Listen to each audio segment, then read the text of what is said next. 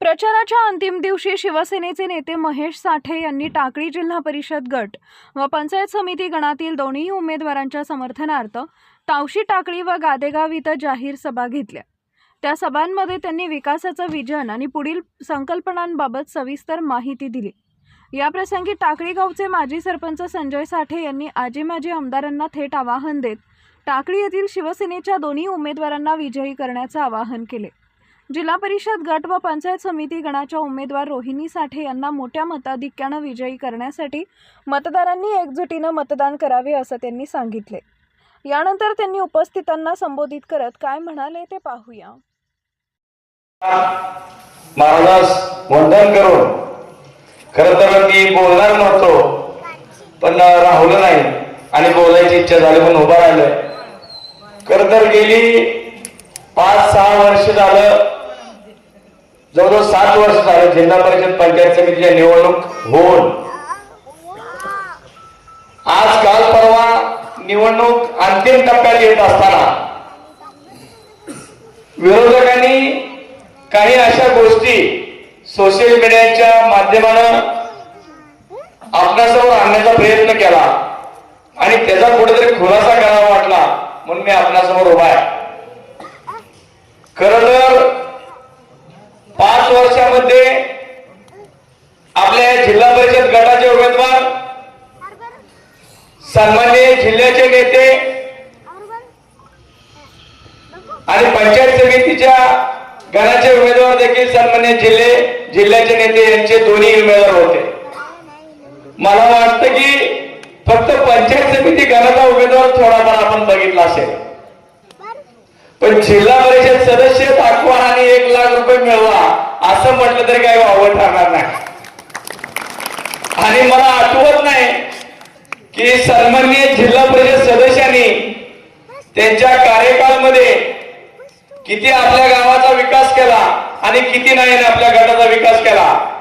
आणि आज त्यांना पुनश्च एकदा या जिल्हा परिषद गटामध्ये मत मागण्याचा अधिकार आहे का नाही असा माझ्यासारख्या सर्वसामान्य कार्यकर्त्याला प्रश्न पडलाय। खरं तर जिल्ह्याचे पालकमंत्री असतील, दोन्ही आमदार असतील, माझ्यासारख्या सर्वसामान्य कार्यकर्त्याला एक प्रश्न पडलाय। नेते आपण दिलेले उमेदवार 5-5, 7-7, 8-8 वर्ष जिल्हा परिषद गटात पंचायत समिती गणात येत नाही। निवडणुकीच्या पूर्वी गट आणि कार्यकर्त्यांची आठवण येते। खरं तर ज्या लोकांच्या जीवावर आजपासून आपण दलित समाजाच्या राजकारण करून आलोय किंवा करतोय, आज बांधवांनो मी आज एक मराठा समाजाचा कार्यकर्ता आहे, पण ज्या वेळेस आपण ज्या समाजाच्या जीवावर राजकारण करतो खरी तर त्या गोरगरीब कार्यकर्त्यांना ज्या वेळेस न्याय द्यायच्या वेळ येते अशा कार्यकर्त्यांच्या, अशा समाजाच्या, ज्या दीन दलित लोकांच्या पाठीशी खंबीरपणे उभा राहून आज त्यावेळेस खरा न्याय देण्याची योग येतो। अशा वेळेस हे लोक त्यांच्या सालावरचे गडी, दूध डेअरीतले कर्मचारी, कारखान्यातले कर्मचारी अशा लोकांना उमेदवारी देऊन पुनश्च एकदा समाजाचा अपमान करतात।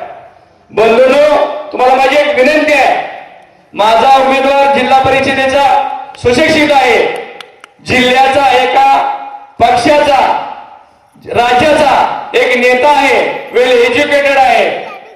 तसेच पंचायत समिती गणाचे उमेदवार रोहिणी महेश साठे ह्या देखील पोस्ट ग्रॅज्युएशन आहेत आणि ते सर्वसामान्य कुटुंबातले आले आहेत। मित्रांनो, जसा या आपल्या तालुक्यामध्ये साठे पॅटर्न जसा टाकळीचा विकास राबवला, त्याचप्रमाणे येणाऱ्या भविष्य काळामध्ये टाकळी जिल्हा परिषद गट असेल, टाकळी पंचायत समिती गण असेल, याचं एक उत्तम उदाहरण येणाऱ्या काळामध्ये आपल्याला दिसल्याशिवाय राहणार नाही।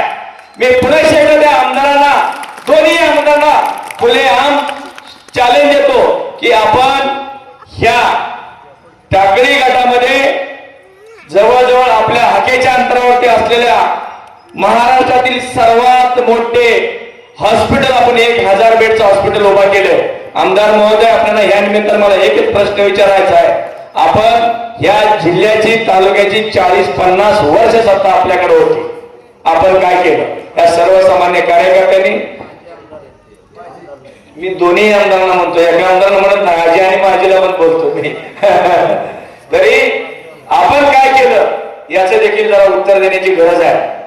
काल परवा टाकळीमध्ये सभा झाली आणि त्या सभेमध्ये विचारलं, जो आमचा वचननामा दिलाय मित्रांनो, तो 90.99% तो खरा आहे आणि वस्तुस्थिती आहे. आपण गेल्या 6 महिन्यापूर्वी टाकळी ग्रामपंचायत पाणी पुरवठा 4 MLD पाणी पुरवठा योजनाचं काम पूर्ण झालंय. त्यातलं 1 MLDचं पाणी गादेगाव ग्रामपंचायत देण्याचं देखील काम ही माझ्या कार्यक्रमामध्ये केलेलं आहे. आपण अशा अनेक योजना आपण येणाऱ्या भविष्य काळामध्ये या टाकळी गटात असतील, गणामध्ये असतील, इथून पुढच्या काळात सन्माननीय राज्याचे उपमुख्यमंत्री यांच्या माध्यमातून पाणी पुरवठा गुलाबराव पाटील साहेब असतील, रोजगार आणि भरतसेठ गोगाने साहेब असतील यांच्या माध्यमातून व महेश नाना साठे असतील, आपण यांच्या माध्यमातून या टाकळी आणि गटाचा आणि गणाचा आपण सुजलाम सुफलाम केल्याशिवाय राहणार नाही.